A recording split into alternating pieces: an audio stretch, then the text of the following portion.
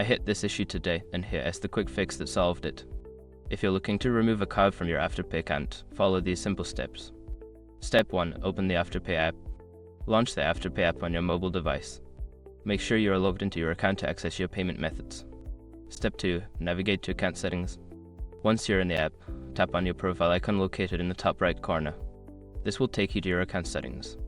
Step 3. Select payment methods. In the account settings menu, look for the option labeled payment methods and tap on it. This is where you can manage your cards. Step 4. Choose the card to remove.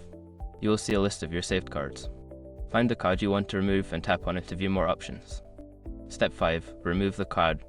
Before filing a refund or dispute, use the src.com link in the description to open the refund dispute deadline calculator and confirm your deadline. Just a quick note, if you have any active payments linked to that card, you might need to settle those first before you can remove it. I hope this helps you manage your Afterpay account more easily. If you have any other questions, feel free to ask.